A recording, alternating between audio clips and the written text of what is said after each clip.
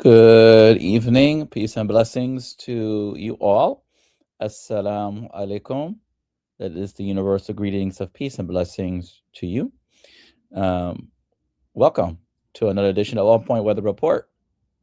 I am Imam Bilal, and tonight is Thursday night, 10:28 p.m. Eastern Standard Time. So good evening to everyone on the East Coast, 9:28 Central Time. Good evening to anyone on the Central Standard Time. Good evening to those in the southern region of the United States, to the plains, and out to the West Coast, our family on the West Coast. Good evening, good afternoon to everyone on this Thursday evening. And as we head into our Friday, for those who are observing the month of Ramadan, we are in the month of Ramadan, which is the 9th month of the lunar calendar for the Muslims. So Ramadan Mubarak to everyone who is observing the month of Ramadan, no matter where you are in the world, and those who are celebrating the month of Lent. The month of Lent, another observance, important religious observance for our brothers and sisters of the Christian faith. So the both started on Wednesday for those who observed Ramadan starting Wednesday night. Today was our first day of fasting. For those who observed the fasting or the ritual of fasting on yesterday, being that Tuesday night was your first night of Ramadan and Wednesday was your first day of fasting, Ramadan Mubarak to you as well. So Ramadan Mubarak to everyone on this evening. I hope everyone is doing well, and let us know where you're tuned in from in the comment section so we can shout you out. As always, we ask that people share this live stream if you are tuned in, share the recording to your friends and family members, and spread the information that we will be discussing tonight very briefly, as we don't want to keep you too long tonight, but we do want to touch on something of importance tonight. But let me make sure that we are sharing this to our people. Oh, I made a mistake. Let me fix that. So please, if you are tuned in, let us know where you're tuned in from, and we can proceed and shout you out on this beautiful Thursday night here on the United States. So how's everyone doing? How is your Ramadan so far? I know it's only day one, day two, depending, but it's early on. We'll say that. It is early on.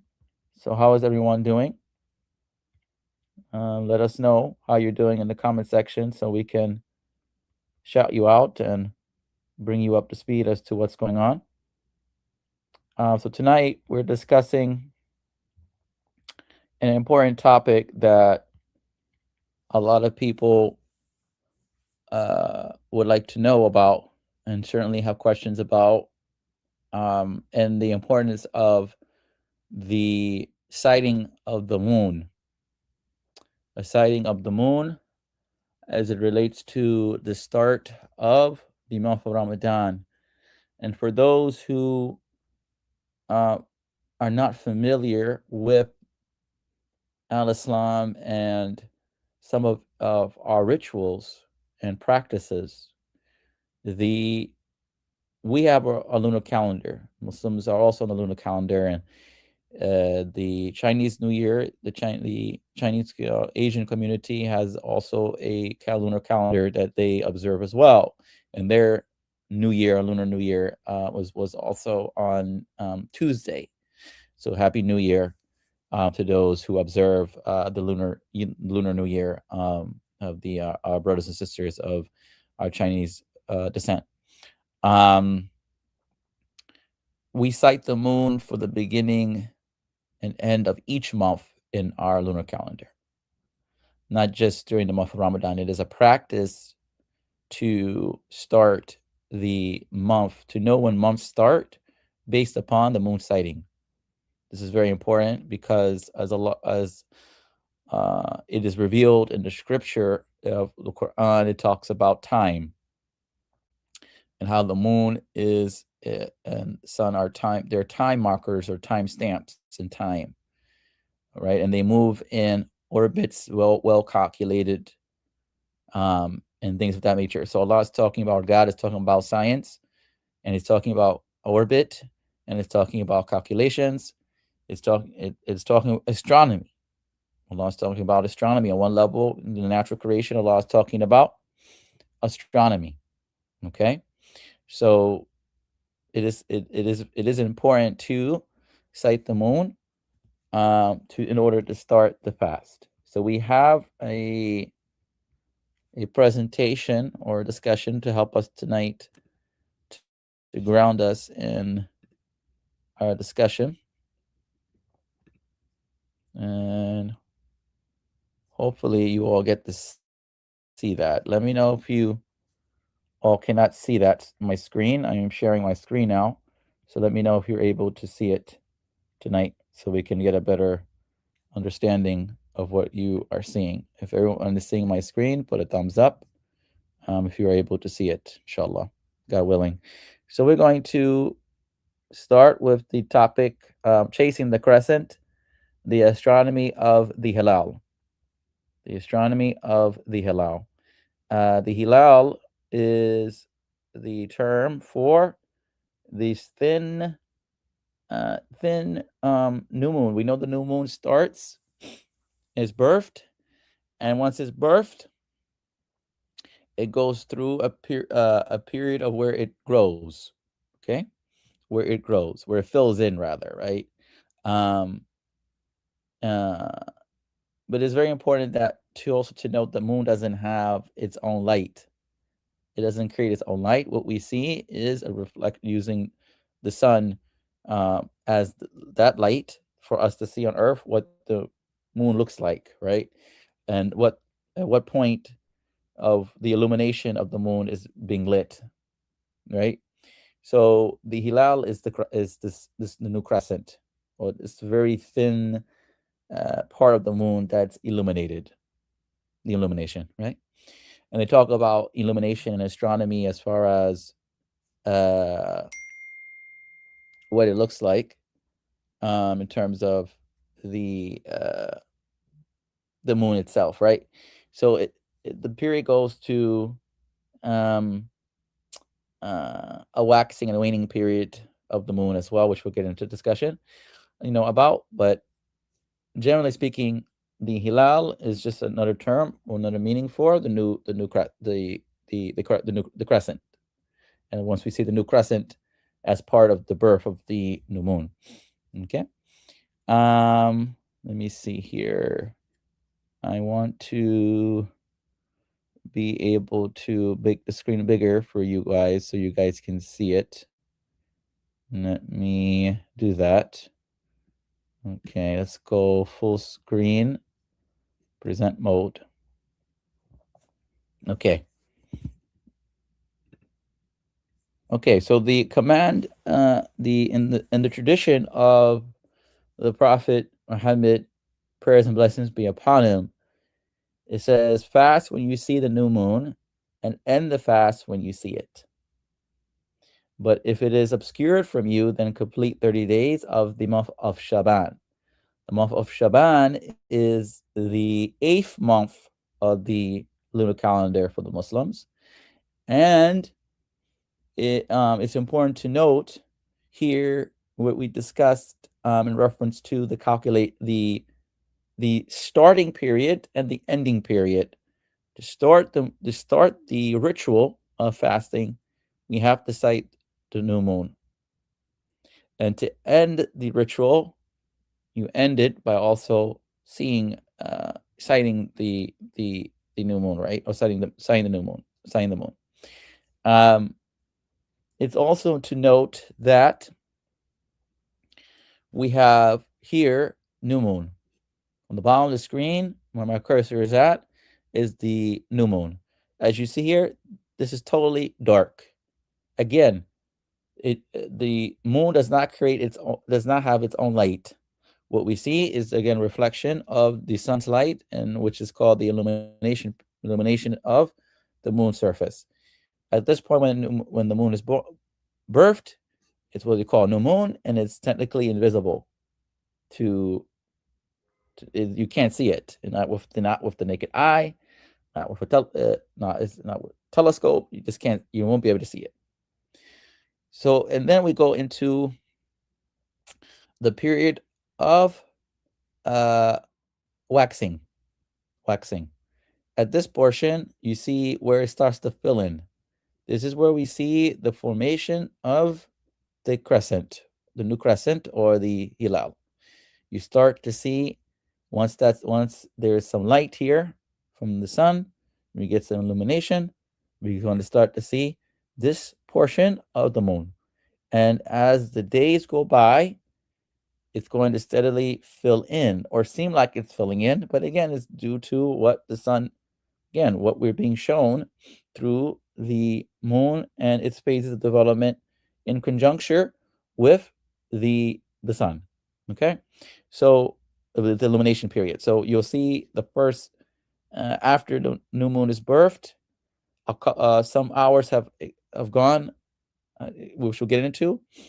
You'll start to see the crescent, and then eventually the moon filling in. And then when the moon goes, after you count and go through the process, the moon then becomes, after it fills in, or after it becomes illuminated to a full moon, you have what we call a waning period after that. When we go backwards, if you would, we do everything backward, it goes backwards, and the moon starts to, and you start to see less and less of the moon. That's called the waning period. Okay. And any questions you could put in the chat, and we'll see if there are any questions in the chat box periodically, and let us know if you have any questions at any point of time, so we can answer them as soon as possible. All right. Let me put that. Okay, let's get back to it. So now, the conjunction. The conjunction. The conjunction is the age of the moon begins at the exact moment of what we call the conjunction. The moon passes between the Earth and the sun, usually at 5 degrees north or south of the sun. It is invisible to Earth during this phase. During this phase, when the moon passes between the Earth and the sun, it's not going to be seen. Usually, again, it's at 5 degrees north or south of the sun.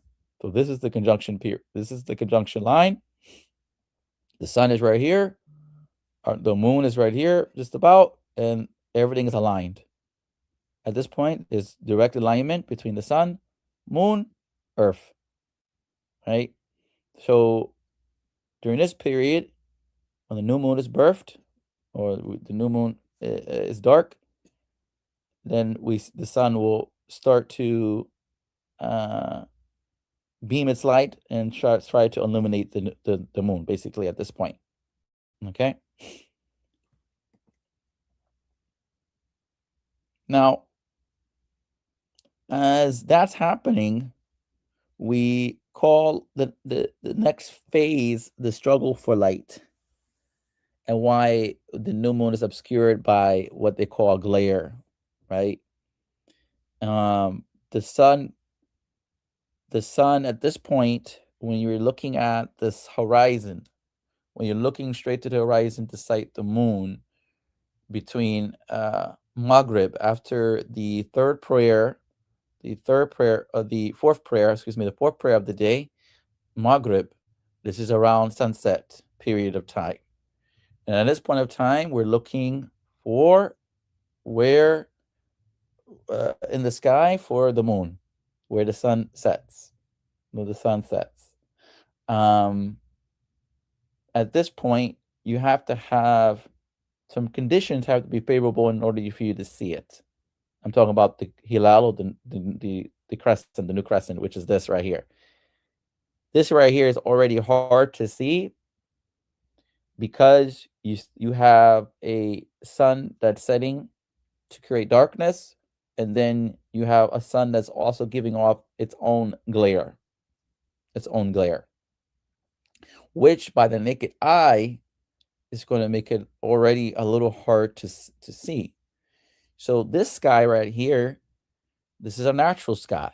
The natural sky, if you have a natural sky with no artificial uh light that's obscuring, like big city lights, obviously no cloud cover, no clouds will be helpful. If you have cloud cover in this area or covering this area of view, a vantage point, you're not going to be able to see it. It's going to be hard to see it unless the clouds move, which does give a chance for you to see the Hilal or the new crescent before the moon sets. Right? There's a period between after Maghrib, after the fourth prayer, about 15, 20 minutes or so, to where we can see the Hilal or the new crescent. And it's a short window, or it's a short window of opportunity. If you don't see it within those 15, 20 minutes, you miss it. You just can't see it, either because your sky is obscured by artificial light. It could be hazy, could be cloudy, it could be completely raining outside. Obviously, you're definitely not going to see it at that point. So these are a number of different factors to why you may not see the Hilal, even though it's been birthed, is matured after a certain period of hours. After new moon is matured to the Hilal, you have a level of maturity, but you still may not be able to see it. So the conditions have to be what some will say ideally perfect or ideal for seeing the Hilal. Yes, there is to be clear, there is a sunset time and there's a moonset time, just like there's a sunrise time and a moonrise time too. Now, there is a formula to this. There's another formula to this, very important. It's called the visibility formula. To confirm a sighting, 3 astronomical variables must align: age or time, elongation, angle, altitude, height. There's us, our eye, our vantage point on Earth. 3 things create this visibility triangle: age and time of the maturity of the new moon.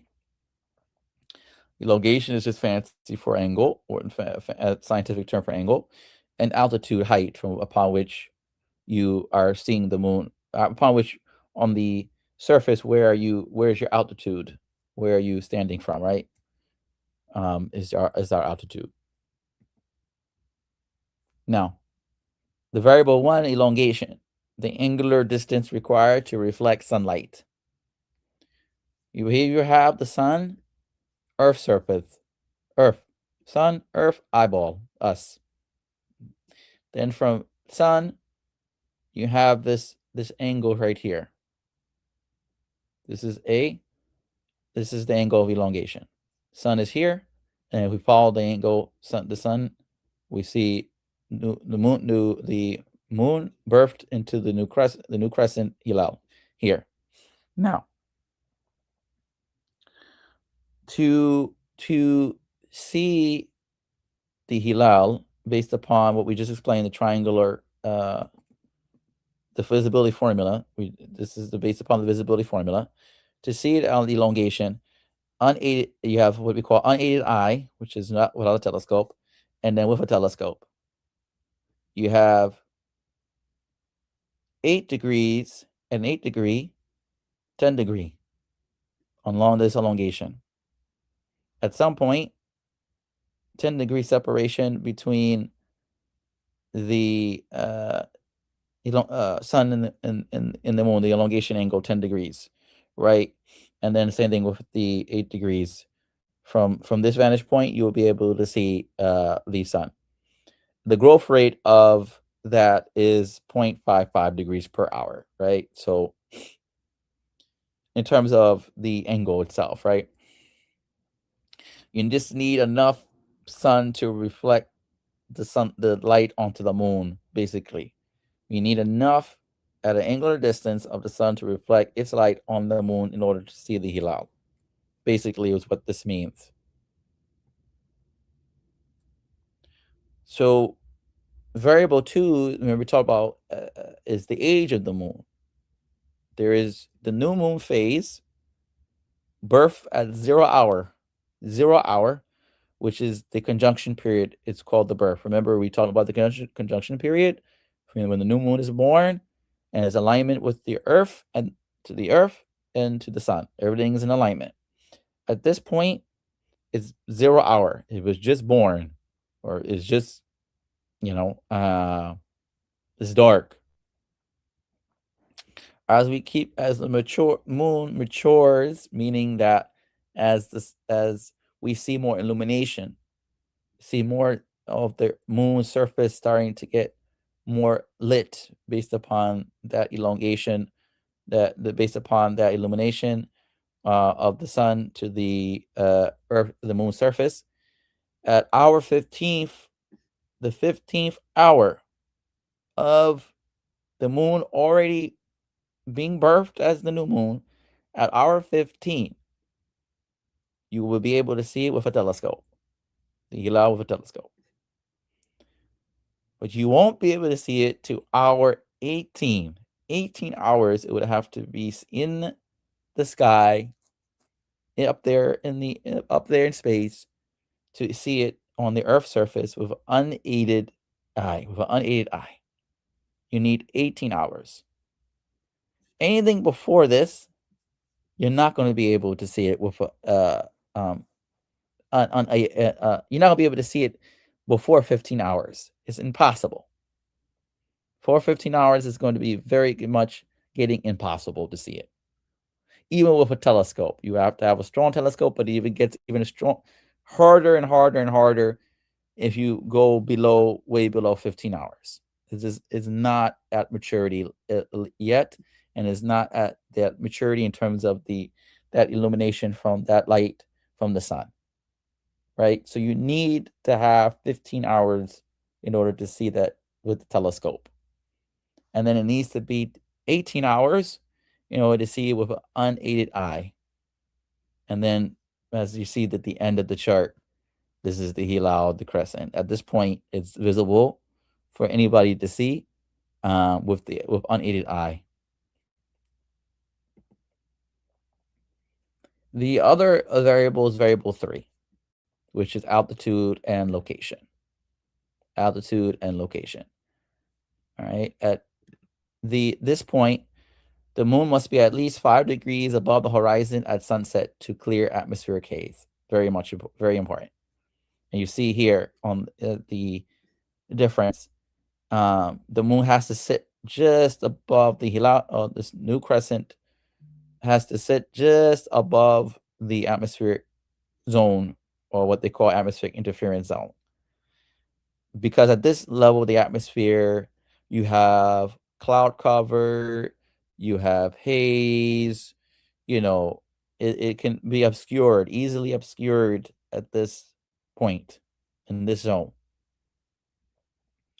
The westward advantage, the moon ages as time passes. Observers for the west see an older, wider, and higher crescent than those in the east on the same night. So, what that means is that if you, for instance, live in California, right? So we're going to do place. If you live in California and let's just say you have perfect viewing night. Let's say you have a perfect viewing night. No cloud cover, there's nothing obscuring your view. You are able to see the Hilal. You can see it looks different. It's older, it's more mature, it's wider, it's higher in the sky. But as the rotation goes, right, and the moon makes its and everything moves again. Allah says everything is time and place. Time markers of time, stamps for time, right? As things move from the west coast, from the west coast sees it to when it gets to central time or central portion of the United States, rather they're going to see the same moon. By the way, it's going to be the same moon. It's not a different moon. It's the same moon. But what we're saying is, as time passes, remember, we go from 0 hours, 15 hours, 18 hours, 20 hours, 22 hours, 24 hours. You're going to see an older moon. And then by the time it gets to the East Coast, you're going like it's just going to look slightly different, but it's going to be the same. It's going to be the same moon, right? Same moon. Is that what we're looking for? But this is part of the time that we're talking about.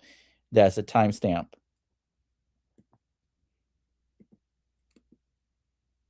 Okay. And this is just recapping, recapping the process of citing the Hilal, the citing standard, right? Elongation, 8 degrees for 8 degrees or better, or greater, greater than 8 degrees or 8 degrees or 8 degrees or greater than 8 degrees to see it with an instrument, and at least 10 degrees or more to see it with the naked eye. Altitude, at least 5 degrees above the horizon, and timing post sunset observation, meaning about that 15 minutes or so after Maghrib, that sweet spot between when Maghrib comes in and just about before the sun completely sets, right? Just before. So there's a window between Maghrib prayer and the eventually sunset and eventually getting dark, completely dark.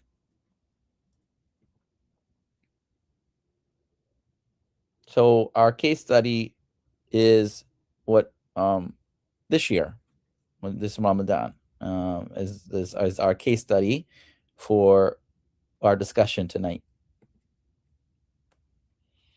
This was the visibility chart that astronomers had published on major astronomy sites for the date of February the 17th, right? The date of February 17th. At this point, the color red covers everyone from North America to South America to Africa to Europe, the Middle East, the Far East, Australia, Indonesia, etc., etc. Covers basically the whole Earth, basically. The red on this basically means the moon set occurs before sunset. The moon set occurs before sunset. And the moon is too young and too close to the sun for being sighted. Too young. Remember, we said it has to be either between 8 and 10 degrees for it to be visible with the optical aid. Yes.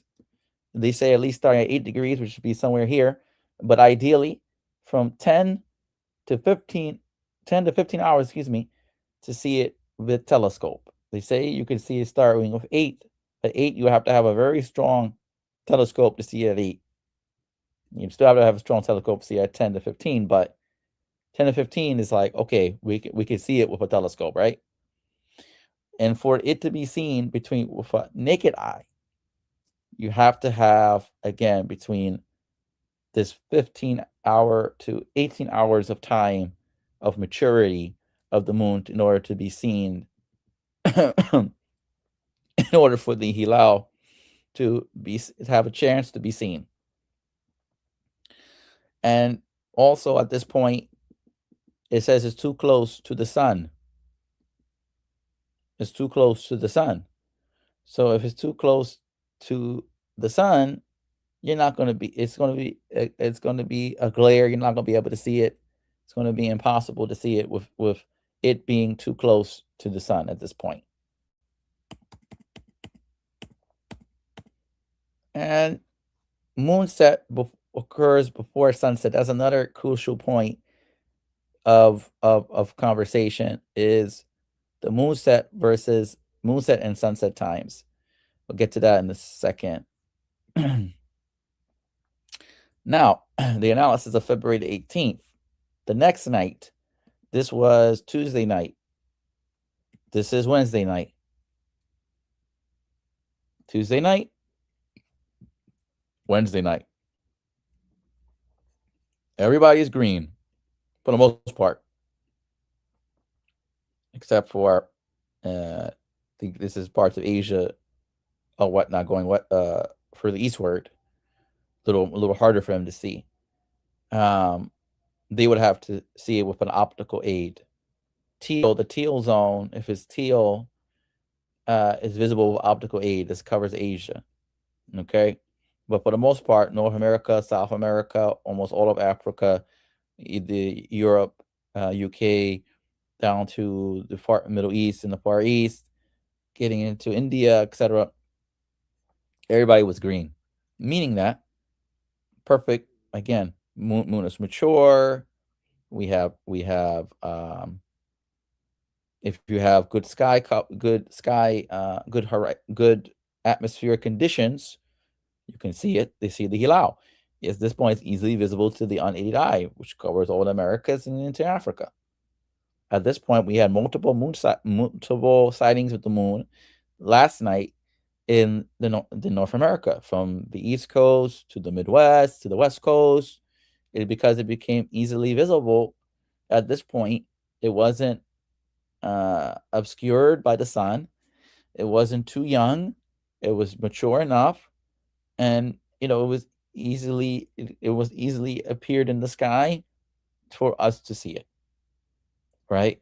So for those who saw it, they were able to see the Hilal in the sky at the horizon. And then we covered key factors affecting lunar visibility, calculations and sightings. We talked about so there's some variables and nuances. We talked about atmosphere, clouds, humidity, and pollution can override mathematical visibility. That we discussed that. Atmosphere conditions have to be perfect, minus all these things we mentioned, in order for you to see the moon, right? You have orbital variance, which the moon's elliptical orbit can shift calculations by plus 1 or minus 1, meaning that there is this window. There's a window of error or variance in this case, not even error, of variance, right? So even for Maghrib time, or our prayer times, but especially from, like, let's say for instance for Maghrib, which is our fourth prayer of the day, it has a variance, plus or 1 minus, like, in terms of when, say, while we're fasting for the month of Ramadan, right? The prayer calendars might have a slightly different time. Most of these prayer apps and schedules, are, you have to give them plus or minus variance based upon the moon site. You must calculate it, because they're not 100% accurate. They're not 100% accurate. These apps are not 100% accurate. Okay, so you have to give it some period of time. This is why Imam Muhammad, rahimahullah, instructed us as a community to wait a couple of minutes before we break the fast around Maghrib time, to account for that plus or variance, right? To account for the variance. As the clocks go off, everyone's clocks may go off at 5:35, but then someone's clock may go off at 5:33, or someone's clock may go off at 5:37 or something like that, right? So to account for that, there might be some variance here with the calculations of the moon. You give yourself that time frame before you just break fast instead of just saying, oh, 5:25, I'm breaking fast at 5:25. No, 5:26, 5:27. Give it that period of time because again, to account for the plus or one minus, and it's also easy too to go out and look at this horizon too with the human element, with the naked eye to see, you know, uh, um, is it Maghrib time or not? Because before we had all the science and technology, at our disposal now, that's all the earlier believers had was, what they saw with their naked eye, and then they calculated based upon that. They counted the days. I mean, counted the nights. They counted after that to understand, the patterns of the moon and the months and etc. Which the months were based upon when the moon was sighted, and when and etc. So this was how they developed the charts or the tables for the prayer. So our key takeaways tonight: new moon begins at the conjunction, but it is initially invisible. Two, visibility requires elongation between 8 and 10 degrees and altitude of 5 degrees. Three, Western observers generally have a higher probability of the sighting. And four, physical sightings validates the start of the Islamic month. You have to see it. In the beginning of any month, you have to be able to see the physical sighting of the moon. So again, fast when you see it. Our celestial precision and human observation. So we, inshallah, hopefully got something out of this presentation tonight. Um, um, try to cover as much ground as possible with this, without confusing anyone. Again, we're here to answer questions and take questions. But the importance is, excuse me, the importance is to be able to understand this is a ritual month, right? Um, and how we understand being a ritual month is that if we miss days in the month of Ramadan because we're sick or we're traveling, whatnot, you can make up those days after the month of Ramadan is over, just as long as it's before the next Ramadan, the next year, or next year, right? So, and it's important to also note that when we're citing the Hilal, that everyone should know or want to know the basics and the basis of being able to cite the moon for yourself, so you understand how it works from the astronomical science perspective, because there is a science to it. As much as this is part of the the way for the excuse me, for the Muslims, it is part of our practice, right, of the ritual. But there's also a science to the ritual, and there's a science attached to it, right? Our way of life does not disclude or discount science. We are to study science because it's all throughout creation. This is all we was all talking about God's creation just now. This is all God's creation. And in the scripture, in the Quran, it points to all of the things that we talked about tonight. Orbit, time. These are all factors that are all mentioned in the Quran. All factors. We can pull verses and pull ayats to show this. It's all mentioned there. So um, it's important for us to be able to understand why, the who, what, when, why, and how, the science of it. And I'm hoping that this presentation tonight, a short presentation, allowed for some a little bit more clarity as to what's the astronomical science behind studying the Hilal, and answer some questions about how we go about it, and may it be of benefit for those who see fit to cite the moon, inshallah, on your own, God willing. All right, that is it. That is all we wanted to cover tonight. Actually, more than likely be back tomorrow night for another discussion in reference to what is being monitored as another possible uh, snow or winter event, I would say, for the Northeast and parts of the Mid Atlantic region for Sunday going into Monday time period of this weekend, later this weekend going into Monday. So we'll go give it till tomorrow to go live because there's still some data that's still coming in, and don't want to make sure we have the newest latest information to share and make sure it's accurate to share. But there is some information coming out. There's a lot of things swirling around the internet now about snowstorms and blizzards. Please um, take it with a grain of salt right now, because data is still coming in. On the West Coast time, we're still waiting for a piece of energy to come in from the West Coast. That's still out to sea. We're waiting. It's a lot of moving parts with this situation. It's not as cut and dry as some other the past situation storms were. So bear that in mind. So if you see headlines talking about blizzards and snowstorms and accumulations already, don't take it too serious. Don't take it serious because it's way too early to start talking about those things. Tomorrow we have much clearer guidance, a much more clear understanding to share. Okay. So with that being said, have a great rest of your evening. If you're breaking fast now or you're praying, hopefully everyone had a great iftar. And so far, a great start to the month of Ramadan.